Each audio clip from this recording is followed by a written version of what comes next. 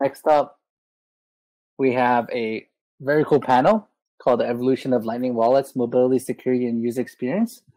We have Roy Sheinfeld from Breeze, Dario Sneidermanis from Moon Wallet, and Arik Sosman from Square Crypto. And this panel will be moderated by Desiree Dickerson from Lightning Labs. Please welcome everyone on stage. Hey guys. Hey, hey. Awesome to see everybody in VR. We made it. This is pretty cool. I don't know if I'm like in the right area here. Hey guys. Hey Dario. Hey Arik. Hey Desiree. What's up, guys? It's good to see you. How are you? Awesome. Well, cool. That was great to hear about the new Blockstream wallet. I was having a little bit of trouble hearing Lawrence, but like it sounds pretty cool. I'm definitely gonna check it out after this panel. But cool. I think we can just, I guess, kick it off here. I feel like I've talked to a few of you recently, which is awesome, and learning more and more about how wallets in this space are kind of evolving. Whoops, I definitely have the wrong questions pulled up here. Just 1 second. I'm on a couple of panels today, so let's see. You can ask anything, Desiree. Don't worry about it. Okay. Awesome.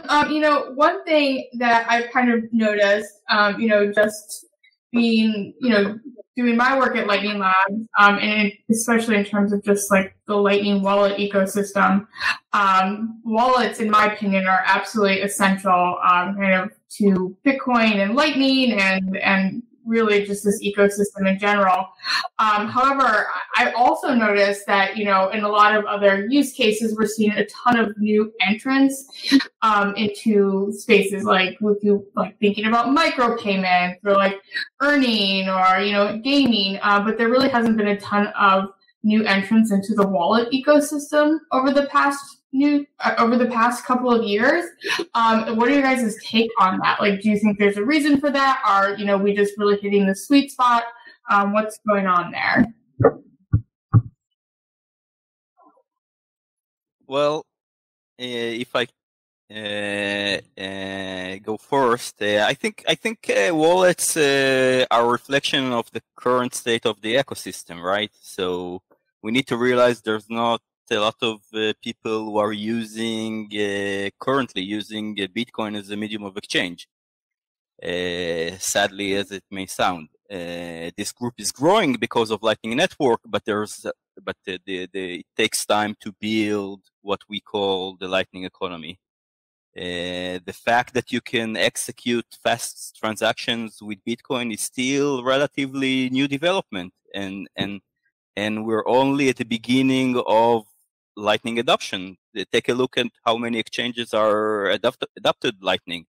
There's not a lot of there's a lot of focus maybe on consumer solutions, but there's not a lot of focus on merchant solutions. So there's not a lot of merchants who've adopted Lightning as well. So I think Lightning helps the wallet, the number of users who are using Bitcoin wallet grow, but I think we're still at the early stages of using Bitcoin as medium of exchange. We can get into the debate why that is the case right now, but I think I see Lightning as the future of Bitcoin, of enabling Bitcoin to be a medium of exchange, but we're only getting started. Yeah, definitely. I want to get Arik's and Dario's perspective as well. But Roy, I want to touch on one thing. Like when the pandemic hit, you wrote a really interesting blog post or a Medium post about enabling merchants to use Lightning to make sure that they get through these hard times. Like, what are you? I mean, I believe you wrote something in like March or April. Like, do you have any like updated thoughts on that? Yeah, definitely. So Breeze, because of the pandemic, because we saw a need for merchants to adopt Bitcoin and to start accepting Bitcoin, we added a point of sale mode to the Breeze app. And I wrote this blog post, and we saw merchants all over the world start to adopt, start using Breeze as a point of sale system. We have people in the US, and we have shops in Thailand and in the Philippines, and really all over the world start to use Breeze as a point of sale system, not just as a wallet. But the numbers are low. It's not like it's ready for mass adoption. There are some services that are missing that will provide merchants the utilities, the services that they need in order to scale with Bitcoin. For example, fiat on-ramps. I mean, the ability to convert Bitcoin to fiat and the ability to convert fiat to Bitcoin in the Lightning network, is still missing. So I think there's a lot of work to do in that regard. Yeah, definitely. But it's awesome and very important that with you and all of Breeze is kind of trying to tackle that problem. So I was really pumped to read that post, like when I was stuck in my house, which I'm still stuck here. But it was great. And then just going back to like really, I want to get Arik's and Dario's perspective on like the general wallet ecosystem and like the kind of the cadence of growth and where you guys are seeing where you're seeing us at in that regard. Yeah, Dario, do you want to go first? Yeah, definitely. Thank you. So I think there are multiple factors at play here. On the one hand, there isn't that much demand for Lightning, as Roy was saying. I think that may be because at least there's a lot of integrations missing, like exchanges aren't using Lightning, merchants aren't using Lightning.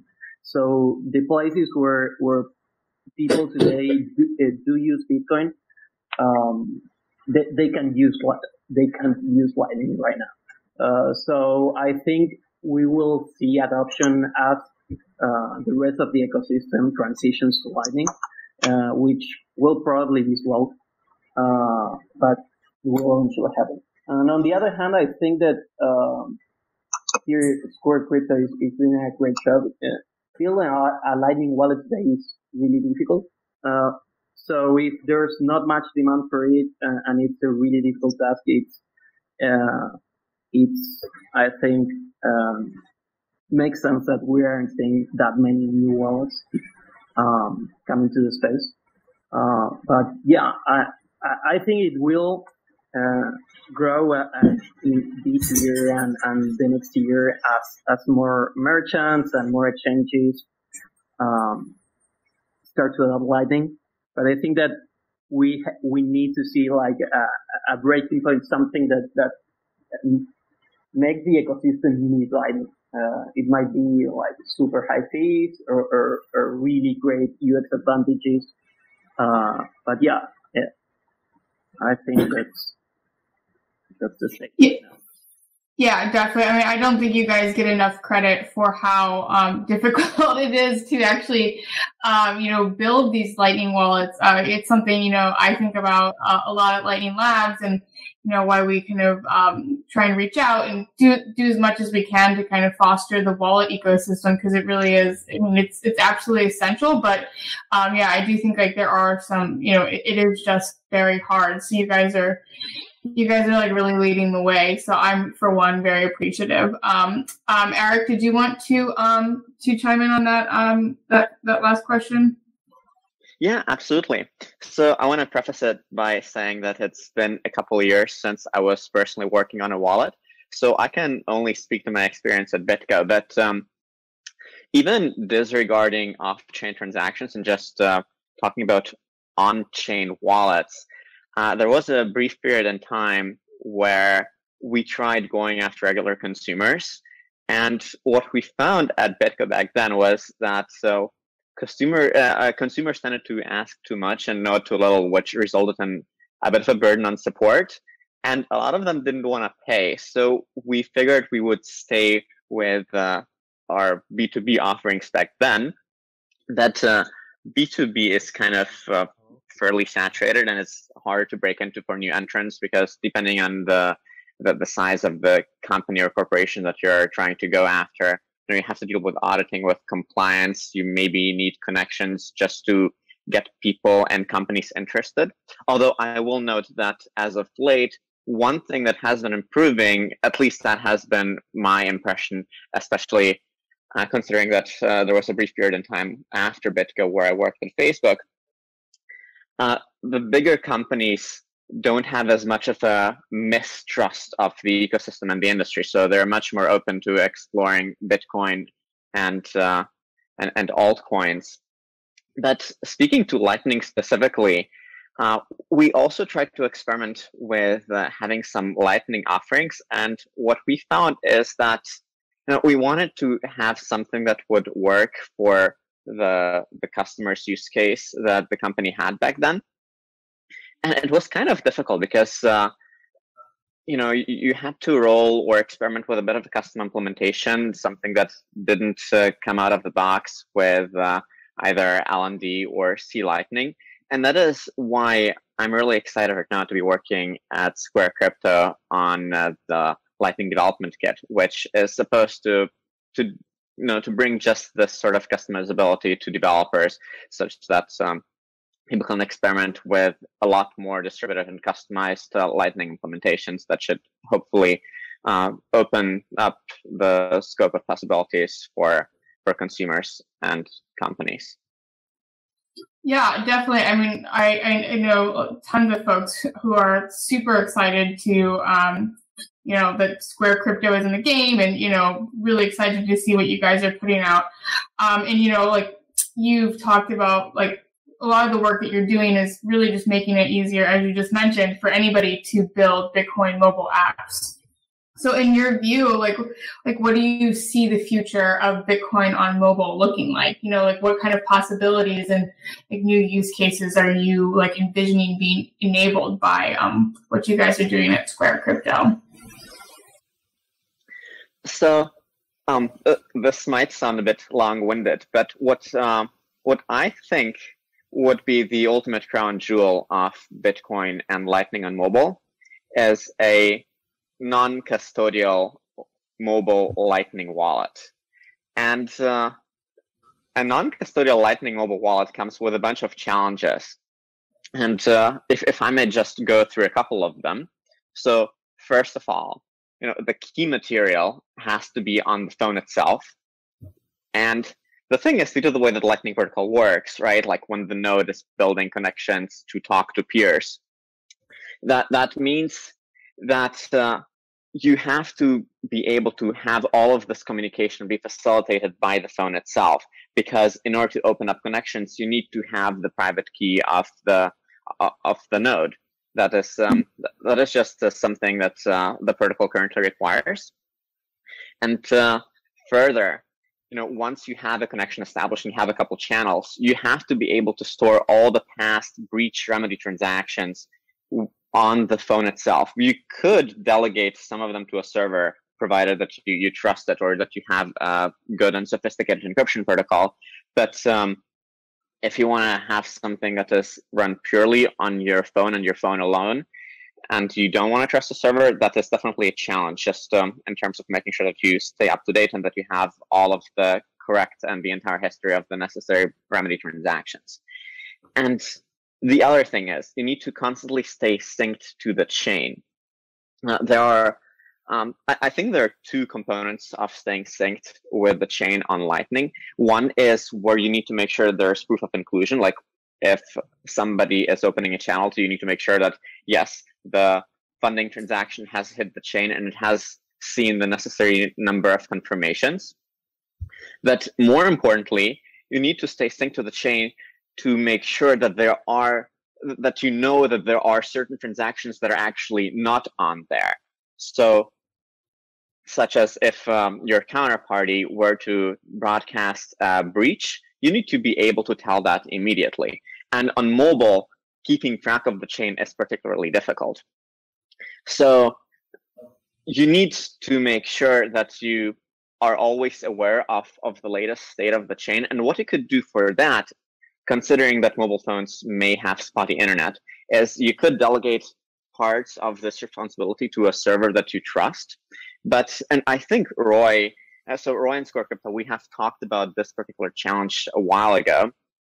If you delegate the chain monitoring to a server, then if something bad happens and the server doesn't have the key material or the breach remedy transactions, then the server needs to be able to reliably trigger the phone to correct, to remedy breaches, or to update states of a channel, or even if you're trying to forward a payment, which I personally think is probably not the primary use case of a mobile phone. That is probably something where on mobile you should say, you know what, we will stick to not forwarding payments. We will be at the end of a multi-hop channel chain, but we're gonna try to not be in the middle.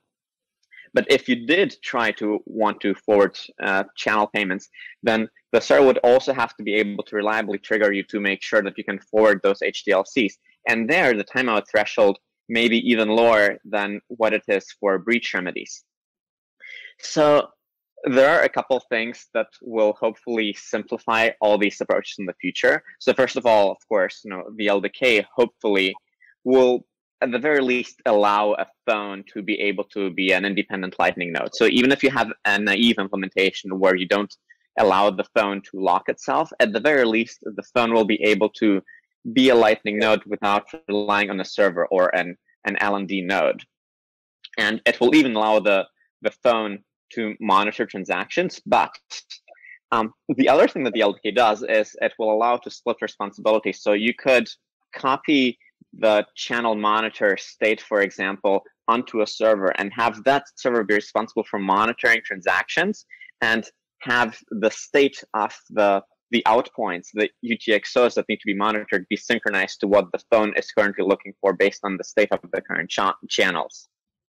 So that is one thing that will make things simpler.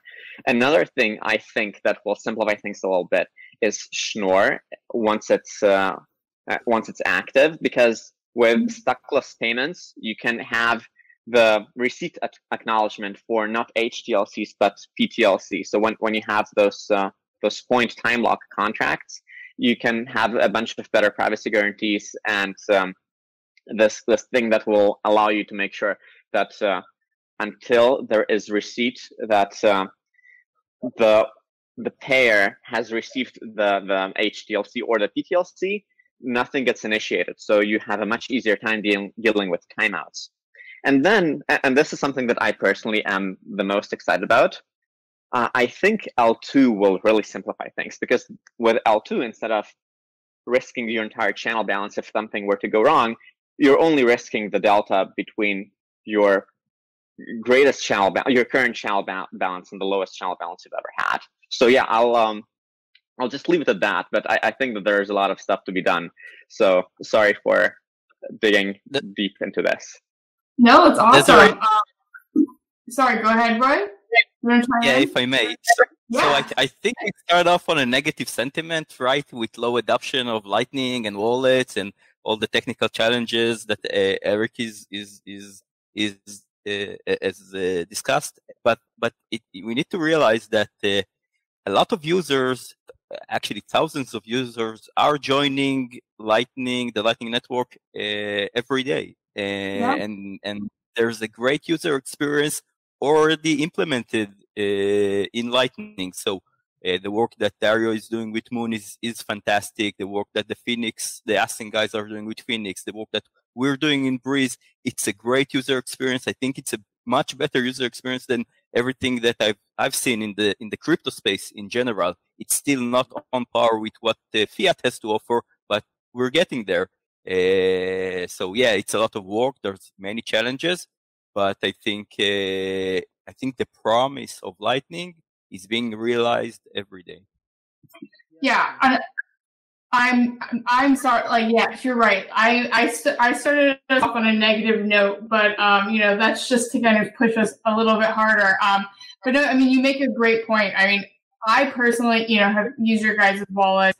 Like I use Breeze to feed Poyo Feed all the time, and I find the UX to be awesome. Like I have no problem at all. But like when I'm on Twitter, people are always complaining, like, oh, the user experience, like we need to like improve this, and I mean, all it is just like constant bantering about like Bitcoin. I think you're following too many Bcasher, I think.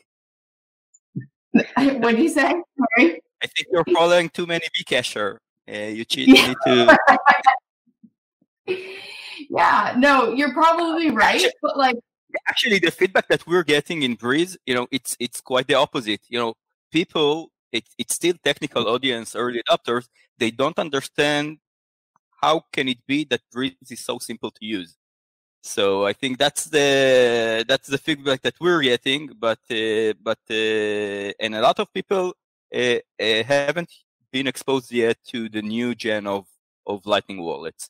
And it's not to say that I think everything is perfect. There are still many challenges. There are still a lot of stuff that we need to do in order to be on par with fiat. But I think if you take a step back and take a look at the space, I think we're in a completely different place than we were a year ago. Sorry, Dario, go ahead. Yeah, no, definitely. I mean, I think that in the last year or so, the UX of using Lightning in the wallets you mentioned did like a 10x from what we were experiencing before, at least in non-custodial wallets. And right now you can have a non-custodial experience that is almost the same as all the custodial wallets. So I think that's a really big milestone, and we are there, as an ecosystem. So that's really great. I think the UX is improving really, really fast. There's still a lot of room for improvement. I think Lightning has to become invisible at some point. Like people shouldn't even think about like whether I use Lightning or I use on-chain transactions, and we are still not there. But yeah, I think that there has been several breakthroughs in the UX space, led by Phoenix and Breeze and Moon. And I mean, there's a lot of technical challenges, but I think they are being solved really fast. Like there are many wallets right now running full Lightning nodes in mobile devices, and I think that the rough edges are being worked out really fast. So I'm pretty optimistic about the UX experience that. Both the one that we have right now in Lightning, like 6 months or so, and the one we'll have in the next year.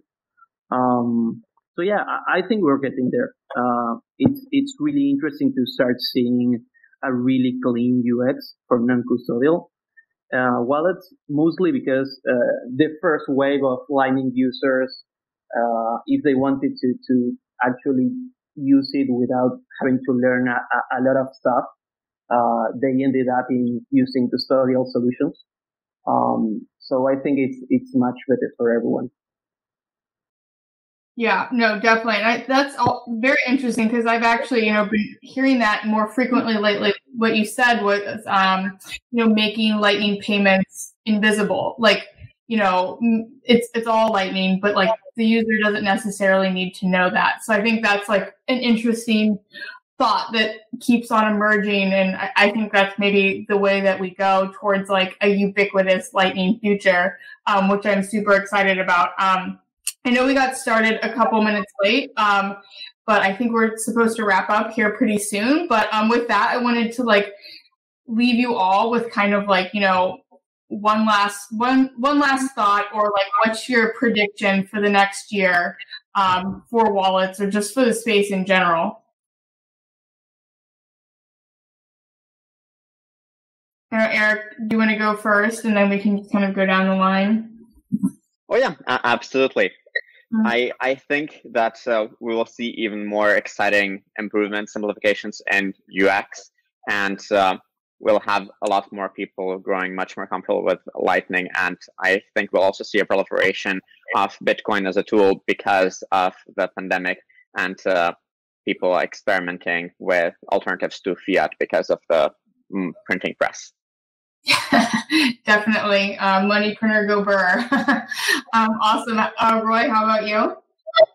Yeah, I agree with Arik. I think we'll definitely see. I don't want to overpromise. I don't think we'll get to be on par with fiat in the next year, but I think non-custodial wallets will have a superior user experience to custodial wallets. So I think that's a huge improvement by itself. So I think there won't be any reason for people who want to use Lightning to use custodial solutions. I think non-custodial gonna be the default, unlike the past. So I think with improvement in neutrino, with improvements in supporting zero confirmation channels and other stuff, I think we'll see an improvement in the user experience. And I think in the next 2 years or 3 years, then we'll be able to provide solutions that are on par with fiat, and then we'll be able to compete against the real enemy. Yeah, I love that vision, Roy. I can't wait till there's no more reason for people to be using custodial wallets. And I think we're getting there faster than I thought we would. So I mean, you guys are doing an incredible job. Awesome. Dario, do you want to wrap us up with your final thought? Yeah, sure. I think in the next year we're going to see really big improvements on Lightning wallets regarding key management and non-custodianship in general, like non-traceability of a Lightning wallet, which I think today has a couple of rough edges. And then I'm personally really excited about starting using Lightning as a communication channel between wallets, like a wallet-to-wallet API. I think there's the design space there is really deep, and we'll see a lot of cool features coming on that end. Awesome, cool. Yeah, no, I love it. That's definitely something interesting to watch over the next year. So cool, guys. I think we have to wrap up now. We're a little over, but thank you all for being here. This was a great chat, and I look forward to seeing what you guys build next. Thank you so much. Thanks, Desiree. Bye-bye. Bye.